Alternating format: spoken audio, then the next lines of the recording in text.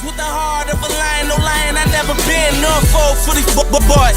On my second meal, and I ain't talking lunch, boy.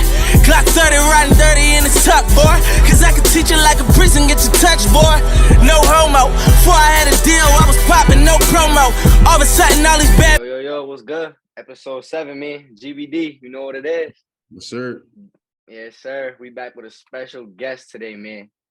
My guy, Saeer. I'll let him introduce himself too, but my guy, you know what I'm saying? Played JUCO with him last year. Real life dog, killer, winner, all that. Saeer, if you want to, you know what I'm saying, salute yourself and give yourself a little intro, and we'll get right into everything. Saeer Miller from South Philly. Yep. Point guard, two guards, combo. And met my guy E. Got locked in with him at JUCO. Yeah. Dog for life. My dog for life. For sure. Sir. Definitely, man. You just mentioned it. So you from South Philly, and that was definitely a big thing for you. So would you like contribute that to you playing ball? How did South Philly really contribute to you in life and playing ball?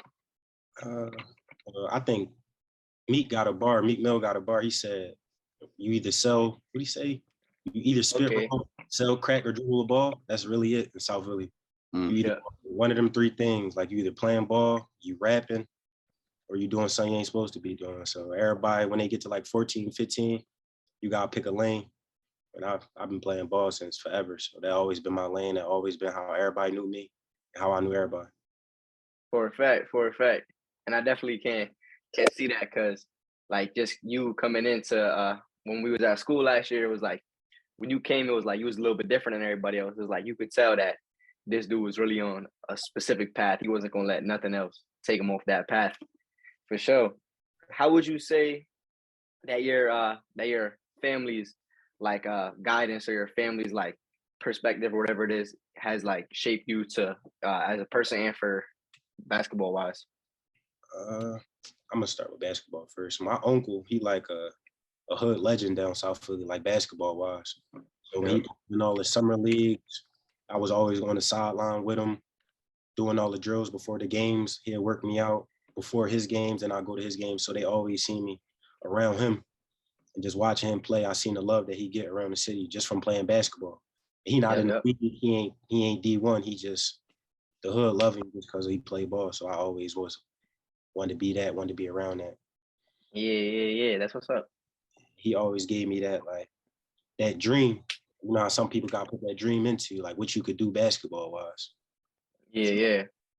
He's always give me the tips, right? Okay, cool. And I know definitely, I remember one day, I don't know when exactly it was. It was definitely this past season. You posted something about your Dukes. You don't gotta go too much into Duke. You posted something about your Dukes, and you was like, you got no more loans. Right. So like, what type of feeling is that, knowing that you going to college and Dukes don't have to worry about no bells and nothing like that?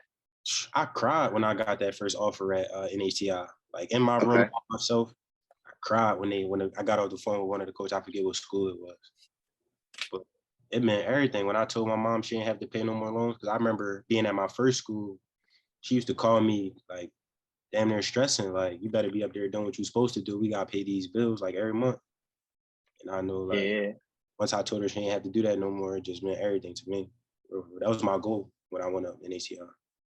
Yeah, and we definitely gonna get into the JUCO aspect and being up there in a little bit. And a lot of people don't understand if they never went JUCO or they never experienced something like that. Like when you're there, it's like you feel like you stuck there. So definitely, I feel like having that, you saying it, having that feeling like just you broke down. Q, if you wanna, you know what I'm saying, step in, talk a little bit. Yeah. I mean, I love how you mentioned, like, you know, being from South Philly, you know, you don't have that many options to make it out. You know what I'm saying? Like me and Ease, we from Hartford, so we kind of the same scenario. So, you know, I really appreciate you touching that. But, you know, being from Philly, I know it's competitive as fuck down there, basketball-wise. You know, it's a hard knock life down there. So how did high school shape you? Like, how competitive was it? At first, this high school I went to wasn't really known for basketball. But I'm going to say my 11th grade year, like we had a lot of dogs that was in there. That was probably my best year of high school. We had 6 seniors from all over the city, and we was just dogs. And we ain't let like the school, the name, the past shape how our season was going to be. Like, it was a lot of guys I looked up to on that team and still do to this day. I still talk to a lot of them dudes. Some of them overseas, some of them still play ball in the city, but Yeah, we changed around how our high school went. Shout out to Palumbo. that's tough. That's tough. Were there any players that you played against, or you're like, oh shit, like home's legit? Just high school wise, or like being in Philly? High school, being in Philly, AAU, all that. Well, in Philly, I'm gonna shout out some guys that's not really like on that stage. In Philly, you could go to a park and just bump into somebody like, yo, he the real deal. What school you go to? And he'll look at you like, school? Like, I don't go to school, bro. Like, I just play ball. Yeah, It's a lot of that in Philly, bro. Like people that yeah. should be somewhere, but it's just circumstances might be different, situations might be changing. But I'm gonna say at any park you bound to find somebody in Philly that can go. I'm gonna say every park. Somewhere. For sure. Any high school guys like that have a name that you played against? Let me see. Being down South Philly, I played against the Da Bishops. You know what I'm saying he from over west, but he always come down South Philly. At our JUCO, we had a lot of guys from the MO Tech. Yeah. You know what I'm saying? I knew a lot of them guys back home. They was on the team that ended Mount Verge Street. We went to JUCO with some of them dudes. Mm-hmm. Yeah, they beat RJ Barrett and all them. It's a lot of dudes. Sharif Knox. You know what I'm saying? Yeah, dog. Super dog. Yeah, like Yeah. yeah. So, And then You definitely could do some research on that. yeah. And then you said there's a lot of hood legends that that didn't go to college. But fortunately you were able to make it out. You went JUCO route, and then you at a Division I school right now. So I want you to just talk about like how you stay focused and how you kept your head down and focused on your goals to make it out. I would just say you gotta know what you want out of it. Like it's a lot of nights where I'm considering like, damn, is it worth it? Like being far from home, 7 hours, 8 hours away from the crib. Saying some days be lonely, but nights like that, you just gotta remember why you started. Like you started basketball because you love it, like you love the game.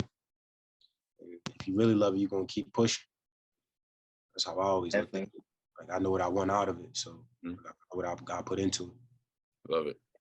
And it's really crazy hearing this, because it's like when we was there, you wouldn't even expect it, because you would go in the court and it'd be like you get your 15, 20, you get your 6, 7, 8 assists. You know what I'm saying?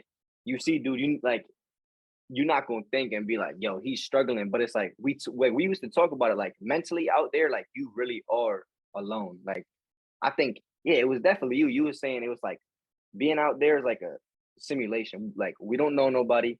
Nobody knows us. People look at us funny. Like we're treated a certain way. So it's like you saying like it's for the love of the game, and it's like that just goes to show you like how much of a dog like you really are and stuff like that. And you used to talk to me. You tell me, you'd be like, mind you, we used to have like inter squad scrimmages and stuff, and he would always be on the team. You know what I'm saying? He's the starting point guard, so he'd be on the 18. I'd be on the little backup squad. And he telling me before the game, he's like, yo, bro, you gotta shoot, you gotta do this, that, and the third. Blah, blah. So I'm thinking we going to the game, and then he pressing me. As soon as I get in the game, he pressing me. He on my ass. He's trying to strip me. He busting my ass. You know what I'm saying? Just making me better. But then an hour later, we back in the dorm. We chopping it up, talking about this and that third. So definitely, my guy's a dog. Definitely a winner. How else were you able to like handle the challenges of just being at a place where there's really nothing? Like up there's really nothing. So like, how are you able to handle that? I got this habit, like after I have a long day, like I still do it today. I just did it an hour ago. I call my mom like every day. I call my mom, call my sister, talk to my nephews. That always like bring me back to like, I might not want to do this homework, you know what I'm saying? But I'm gonna talk to them, get my motivation from them. And I just go about it, because I still had them long days. I'm in Chicago now. So I was 6 hours away from the crib at NHTI. I'm 11 now. So I had to, basically, I'm in the same boat for real. Still do the same thing. Find my path, find my schedule, my resume, not my resume, my routine. And I stick to it, like same thing. How was it like? How did you end up going JUCO? So like we know like a lot of guys from like the inner city or whatever the case may be, they go JUCO. But what was it for you? Like what caused you to go to your school? Coming straight out of high school, a lot of people don't know this. I had an offer to go somewhere, and my mom told me I wasn't ready. I wasn't ready to go that far. So I ended up going to a D3 in Pennsylvania, like an hour away from my house. And the bills was just crazy, like for my parents, for my situation or whatever. So I took a step away from that. And I just was like wondering what's next. And I was just looking at places where I could go that it wasn't that expensive. I packed my stuff up myself and drove to NHTI, not knowing nothing, like not knowing what to expect, who was going to be there, how it was going to work. I just bet on myself, for real. Just drove. Sure. I fuck with that. Yeah. So you at a Division I school right now, coming from a JUCO. How was that transition for you? You know, was it just natural? Because basketball is basketball, no matter where you at. Yeah. So, you know, was it harder workouts? Was it, you know, the scheduling? Like, was it harder for you to adjust to it? Like, what were the challenges and how were you able to adjust? Yeah, I'm starting to see that it's a full-time job, honestly. Like, I'm gonna say out the week, you might be with the team on practices. We do a lot of community stuff, fundraising and stuff like that now. I'm probably with the team, I would say 15, 16 hours a week. Like, time job, 6 a.m. practices, 9 p.m. practices. We with each other all the time. So I'm starting to see how much of a job it is. And on top of that, you still got to work on your game, still got to do your classwork, find time, take care of yourself. It's definitely a full-time job. Yeah, definitely. How about, so we talked about it before, and I know because I was with you. Like there was a lot of dudes from Philly when we was at NHTI. There was a lot of dudes there, period, that was dogs that could go, but they didn't play for either the grades, kicked out the school, whatever reason it is. And it was like, you were always like more mature. You was always, as I said before, you was always like focused. You could tell it'd be like, oh, where's Fats? Oh, he's in the gym or he in class. You don't have to worry about that. What made you be like that? Like, what made you think like, yo, I'm not gonna fall into the cracks. I'm not gonna get into this bullshit that they doing. Like I said, after I took that year, after I was at that D3 school and I sat a year out, I was just working on my game every day. Like, and I did not like the feeling of sitting at home, watching people post their stats, watching people post their highlights, knowing that's where I want to be too. Like, that's a horrible feeling to know you should be doing something, you just can't at the moment. So whenever I felt like unmotivated or I didn't want to go to class, I didn't want to go to the gym, I just thought about that feeling of me sitting at home, not working, basically. Like, I could work for the rest of my life. With this basketball thing, you got a short window, for real. So you just got to take it. Yeah. I like that answer, definitely. Yeah. What would you say, like, for you, like, going forward, what would you say is the thing that you want to work on, like, for a goal? Like, you don't have to get too much into it, but like, it could be team goals, personal goals, but you just said a short window. So what is something that you're really aiming to get to with this basketball stuff? We got this thing we talk about at practice, like 1%. I'm just trying to get 1% better every day. Like, I feel like that's the simplest I can make it. Every time you step in the gym, get 1% better. I like that. So no. Definitely. Every day. So going into season's coming up. Who are you most excited to play this year? I believe we play UIC or UIC, I believe. Mm-hmm. First week of the season, our fourth game, play a Division I school at their arena. It's probably gonna be the biggest venue I played in. So that's tough. And like, what is that? Like, you've always been one, like, as y'all can tell, like, you real mellow, real calm, and everything like that. But like, what does that mean for a kid that's coming from South Philly, like that? You know what I'm saying? Biggest venue, gonna be fans. Like, what does that really mean for a kid that really don't come from a lot? It's what I used to dream about, for real. Playing on ESPN, stuff like that. Like, working out by myself on a late night, pretending I'm the commentator. I know everybody probably did that as a kid. Like, yeah, dream about that. For sure. Definitely. So when was the moment you realized, like, damn, like, I really made it out? I don't think I'm there yet. I'm not. It ain't come yet, for real. What do you think is gonna be that? Like, is that like buying mom's a house? Is that like moving yourself out? Like, what do you think you're gonna be like? Okay, I really did what I had to do with this bull stuff. I'm not sure. I don't want to put a label on it because it could go even past that. I feel you. I'll give you an answer. I'll give you an answer though. When I was on a plane and I got off and I was in Chicago and I'm just like seeing the city of Chicago, like as the plane is starting to land, like I landed at nighttime, so the city lit up. You just see all the traffic and all the lights. I'm like, I'm really about to go play basketball in Chicago. And I was just home. Mm-hmm. I was just home like not too long ago, sitting like Yeah. next. Now I get off the plane and I'm in Chicago, like with my bags, sneakers in my hand. People asking me, "You play basketball?" Like I'm like, "Yeah, I do." Like, that was a feeling like. I like that. And then we talked about a little bit like the adjustment, but how about like positive wise? So being at JUCO, a lot of people know like there's not many resources, especially like at where we were at. Like you were really by yourself. Like we didn't really have like a specific locker room or nothing like that. Like it was a bathroom for real. So like how is it like at being at a Division I NAIA school? Like how is that? How are the resources better there? It's more respected. I feel like being on the team, like it come with like a certain level of respect, and people understand what it took, like what it took for you to get here. Everybody to come from a different situation. At the JUCO, I don't want to say crab in a barrel, but everybody trying to get out. Everybody trying to do their thing. With a team like this, you feel like it's more like a brotherhood. Like you understand like roles, people understand what it takes, and y'all trying to win together. JUCO, people don't really, I'm not gonna say people, but it could be situations where they don't care what the score is, they don't care how many wins y'all get. Like we was a good team being a JUCO, but I know some people they just trying to get their stats and go, like get out of there. Yeah. And like we definitely used to talk about that. And I think you said your uncle was the one that told you like when people and there's situations where people may not make the extra pass or like may do something, it's not like by accident. Like at a JUCO, people's doing that on purpose. So you think really being at like a 4-year school that the attitude is more win instead of me. Yes, it's more of a us. Like it's more of a when we win, when you win, we all win.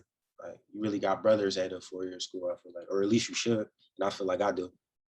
And like I think for you, like that's big because like even when we used to play and pick up like and we would lose and shit, like you would get like upset, like you'd be like, yo, come on, let's compete. So I think for you, like that's probably like a big thing that you're happy about, right? Right, of course, yeah. Absolutely. That's what's up for real. Mm-hmm. That's what's up. Do you think it's more competitive at a JUCO than where you're at right now? Because like you said, like it's me, like everybody's trying to make it out. So do you think it's more competitive at the JUCO or at the school you're at right now? I wouldn't say. I feel like as a leader, the competitive nature comes from the leaders. Mm-hmm.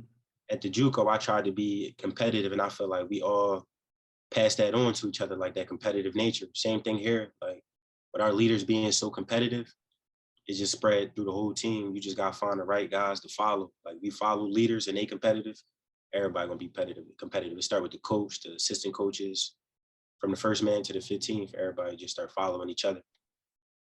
Okay. I like that. Yeah. What would you say to we ask this to everybody. What would you say to any kid coming up, no matter where they're from? What would you say to any kid coming up attempting to really make their mark or attempting to really make it in the you know what I'm saying, the world of sports, world of basketball, something like that? Make it to the college level, make it to the pro level. I would say find your lane. Like with social media now, you get caught up watching what everybody else doing, what's working for other people. We gotta remember most of the time they post their highlights. They're not posting their lowlights on Instagram or Twitter and everything. So you comparing your real life to somebody else's highlights, that could take a toll on a young kid. Mm-hmm. So find what works for you, find your lane, find your path, and stick true to it. Bet on yourself and like double down on it. Like, know that if you feel like you got what it takes, lock in with that and follow that. I think that's like a big thing. You said that before too.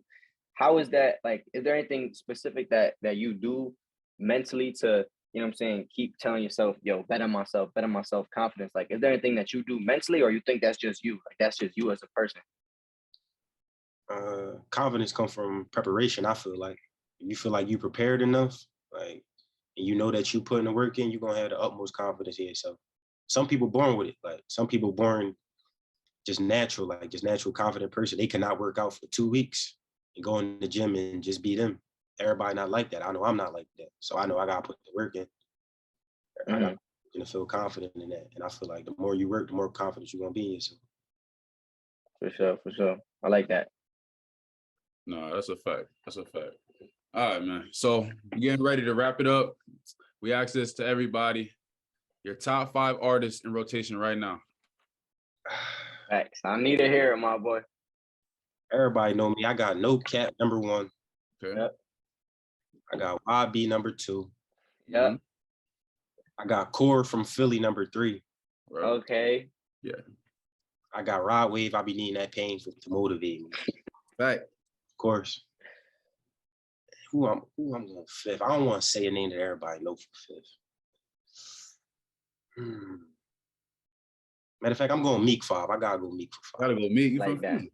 Gotta Yeah, go in fact, you from Philly. You gotta do that. Come on. Meek. Hey, that's I my. like that. That's my 5. Meek That's- hard, bro. When I'm in the gym, I need that pain. Meek. Yeah, That's a good 5. I like that.